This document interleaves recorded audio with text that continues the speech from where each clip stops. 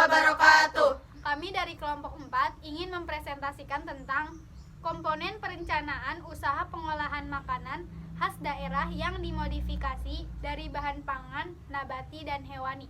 Perkenalkan, nama saya Nuraini. Nama saya Prilianggi Darasetia. Nama saya Dona Madea Agata. Nama saya Amelia Sulistiarini. Nama saya Syabina Zidna Fatna. Nama saya Dibanur Damiati. Nama saya Lintang Pramuda Pamungkas. Tonton terus video kita ya, jangan lupa like, komen, dan subscribe. Terima kasih.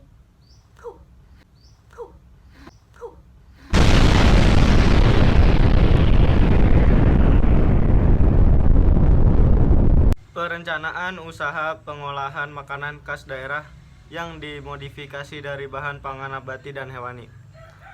A. Pangan khas daerah sebagai pendukung pariwisata. Indonesia memiliki keberagaman pangan yang tersebar di berbagai daerah. Makanan khas daerah juga menjadi ciri khas dari daerah asalnya, sehingga makanan khas daerah juga dapat mendukung pariwisata daerahnya. Saat ini ada 30 jenis kuliner yang menjadi ikon makanan khas Indonesia. Makanan ini terbagi menjadi makanan pembuka, makanan utama, dan makanan penutup. Panganan khas daerah Indonesia akan menjadi daya tarik pariwisata lokal maupun mancanegara untuk datang ke daerah-daerah Nusantara. B. Kewirausahaan produk pangan khas daerah. Kewirausahaan bidang pangan olahan dapat menjadi ide alternatif yang sangat menjanjikan. Apalagi Indonesia merupakan negara yang kaya akan panganan khas daerah. Sebagai seorang wirausahaan pemula, sangat dianjurkan untuk lebih kreatif dan inovatif dengan wirausaha yang dijalankannya. Artinya selalu melakukan diversifikasi produk atau pengembangan produk agar memiliki varian lebih dan mempunyai kelebihan dibanding pesaingnya. Inovasi juga dilakukan agar konsumen tidak jenuh dengan produk yang sudah ada. Walaupun produk khas daerah, inovasi tetap bisa dilakukan, baik inovasi dari sisi rasa, bentuk, maupun kemasannya. C. Produk makanan khas daerah. 1. Produk makanan khas daerah hewani. Telur asin, dadi, ikan asin, rendang, sate, serepeh. 2. Produk makanan khas daerah nabati. Papeda, keripik buah, negasari. D. Bahan untuk pengembangan pangan khas daerah. Bahan yang digunakan dalam pengolahan pangan dibagi menjadi 3, yaitu 1. Bahan baku utama. Bahan baku utama adalah bahan utama yang paling banyak penggunaannya pada sebuah produk pangan. Bahan baku dapat berupa bahan nabati dan hewani. 2. Bahan tambahan pangan atau BTP. Bahan tambahan pangan adalah bahan atau campuran bahan yang secara alami bukan merupakan bagian dari bahan baku pangan, tetapi ditambahkan ke dalam pangan untuk memperbaiki sifat atau bentuk produk pangan. Bahan tambahan pangan ditambahkan sesuai kepentingan dan tujuannya. Contoh bahan tambahan: pemanis, pembentukan gel, pengatur keasaman, pengawet, pengembang, pengemulsi, penguat rasa, perisa, pewarna. E. Modifikasi pangan khas daerah. Tujuan modifikasi: 1. Variasi rasa dan bentuk. 2. Memperpanjang usia produk. 3. Meningkatkan tingkat high produk. Jenis-jenis modifikasi: 1. Modifikasi bahan untuk menghasilkan cita rasa dan aroma yang baru. 2. Modifikasi proses untuk menghasilkan tekstur berbeda, meningkatkan keawetan dan high pangan. 3. Modifikasi tampilan dilakukan dengan pembentukan pangan, penambahan hiasan, dan pengemasan. F. Pengemasan dan pemasaran. 1. Pengemasan. A. Fungsi pengemasan: melindungi produk dari lingkungan luar, melindungi dari benturan, untuk penanganan distribusi, memberikan informasi, daya tarik pembeli. B. Jenis-jenis kemasan. Kemasan primer, kemasan yang bersentuhan langsung dengan produk. Kemasan sekunder, pembungkus kemasan primer dan tidak bersentuhan langsung dengan produk. Kemasan tersier digunakan untuk distribusi jarak jauh dan membungkus beberapa kemasan sekunder. 2. Pemasaran. Pemasaran memiliki fungsi penting yaitu untuk mencapai tujuan usaha dalam rangka memperoleh laba. Strategi pemasaran terbagi menjadi 4, yaitu A. Produk. Beberapa hal yang penting diperhatikan mengenai produk adalah: pertama, kualitas yang mampu menjawab dan memuaskan keinginan konsumen. 2. Kuantitas yang sanggup memenuhi kebutuhan pasar. 3. Penciptaan produk baru yang inovatif sesuai keinginan konsumen. 4. Penciptaan nilai tambah pada produk. 5. Penciptaan produk yang mempunyai daur hidup life cycle panjang atau jangan cuma booming sesaat. B. Price atau harga. Pada penetapan harga produk, beberapa hal yang perlu dipertimbangkan adalah: pertama, mempertimbangkan harga pokok produksi. 2. Menyesuaikan harga produk dengan pasar yang kita bidik. 3. Melakukan perbandingan harga dengan produk sejenis yang sudah ada di pasar. C. Place atau tempat.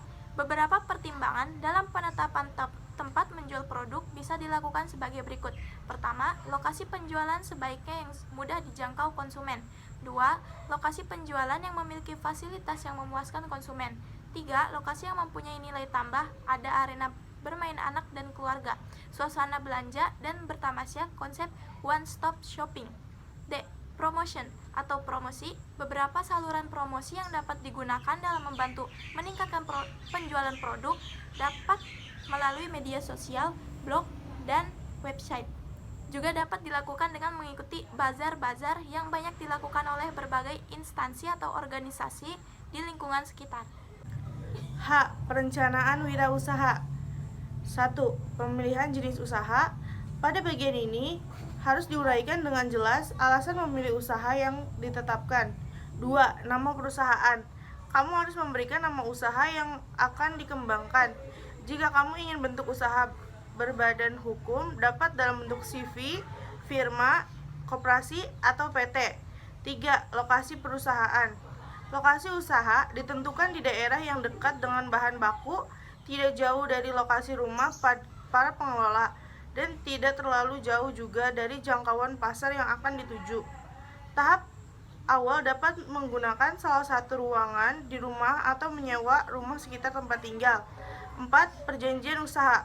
Izin usaha disiapkan antara lain NPWP atau nomor pokok wajib pajak dari kantor pajak, akte notaris dari kantor notaris, SIUP atau TDP dari Dinas Perindustrian Kota atau Kabupaten, dan izin PIRT dari Dinas Kesehatan Kota atau Kabupaten, serta pendaftaran merek pada Departemen Kehakiman. 5. Sumber daya manusia. Dalam bagian ini harus dapat ditentukan jumlah SDM yang diperlukan. Contoh keperluan SDM ada 2. A.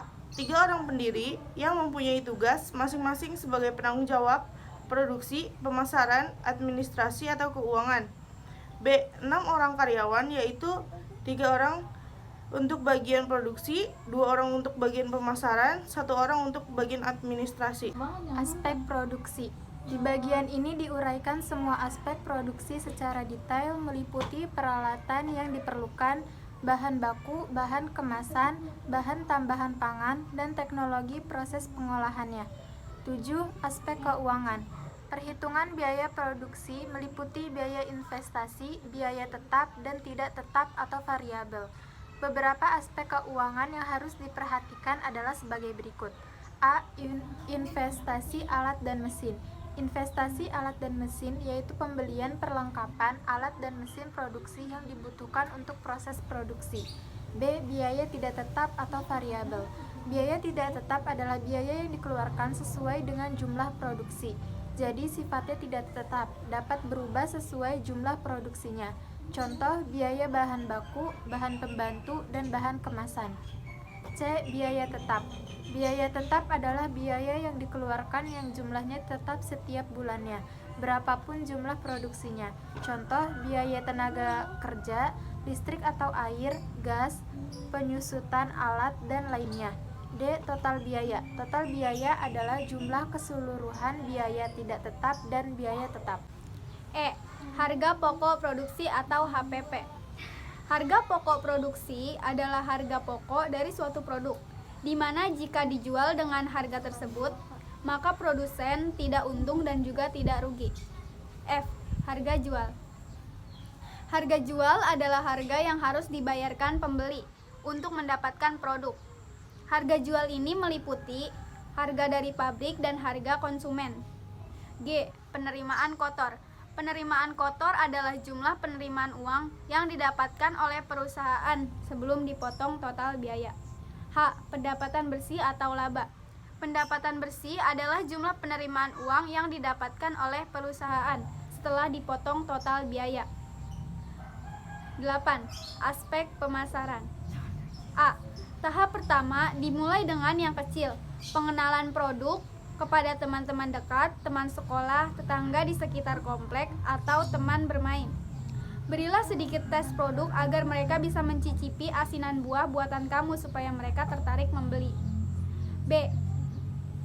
Bila produk mulai dapat diterima dan banyak penggemar, lalu merambah pasar baru dengan menitipkannya di warung, di toko, atau di kantin sekolah. C. Manfaatkanlah teknologi internet dan jejaring sosial untuk memperluas pemasaran. D. Menggunakan penjualan yang kreatif yang hanya sedikit orang menjalaninya. I. Simulasi wirausaha produk modifikasi pangan khas daerah. Yang pertama, tahapan pertama adalah persiapan organisasi dan perencanaan produksi. Yang kedua, tahapan kedua adalah produksi hingga penjualan. Yang ketiga, tahapan ketiga adalah evaluasi. Sekian video dari kami. Jangan lupa like, komen, dan subscribe. Kurang lebihnya mohon maaf. Wassalamualaikum warahmatullahi